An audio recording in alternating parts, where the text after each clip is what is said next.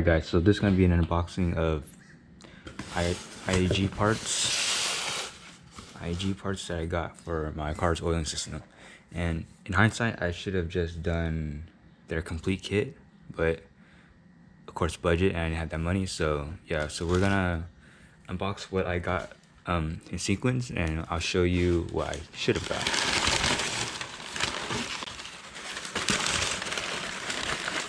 So the first thing I got was their, over here. Let me move the camera now. So first thing, of course, I got is their oil pickup right here.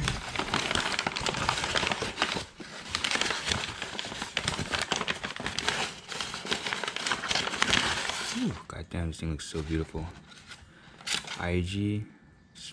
The welds are much stronger than stock, and it has 2 support brackets instead of 1 compared to the stock oil pickup.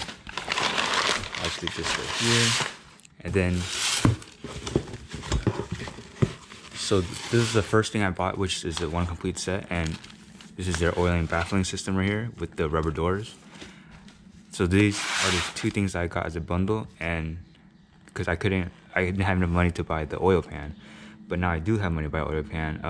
They don't recommend to run this if I already have the Competiton oil pan that already has the doors.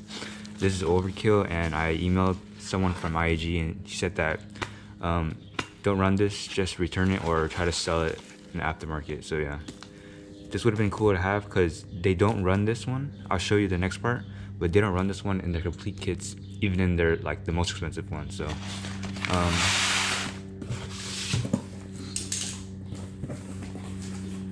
So the next package that I bought to replace that baffling system is their metal windage tray.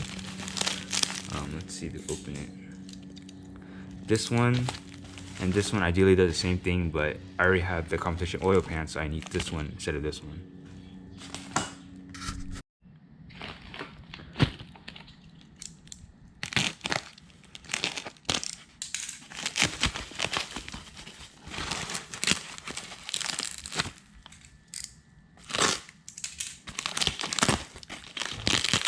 Got these 2 bolts,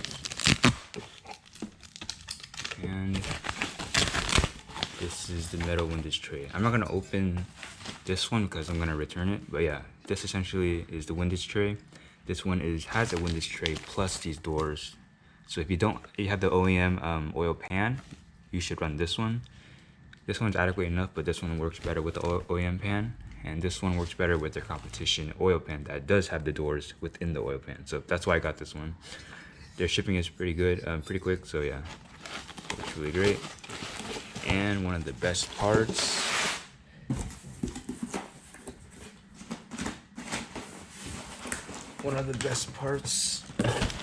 is the oil pan itself. Jesus, if you have like typhobia, this looks kind of disgusting, but it's all worth it. But god damn, man, this looks sick. So this is a cast aluminum pan. They have a black one. I'm not sure why it's more expensive, but it looks the same. But yeah, this thing's actually pretty heavy. Wow. This is why this one's better than other ones. So I went with IAG instead of the Killer Bee because of this oil pan design. These have these heat sink aluminum fins right here to cool down. I'm not sure if it actually does anything because there's a bottom tray at the bottom of the car, so I'm not sure if enough airflow is gonna go through it, but nonetheless, this has a 1/8 plug right here for your oil temp, and this is the best part right here. This is the drain plug. It just goes straight down right there. You see that hole? Instead of the OEM going to the side, you're gonna have a lot of oil still remaining. This one gets rid of all of them. I don't know if there's at least like a draft that angles it down to this port, but god, this thing is beautiful. So yeah, and the best part also, this uses like an O-ring style. It does not use any kind of gasket sealant material. It just uses O-ring. So hopefully this one seals up really good. But yeah, I'm excited to install this. I'm not sure if I'm going to do a video because a lot of people say this is one of the hardest installs they can do.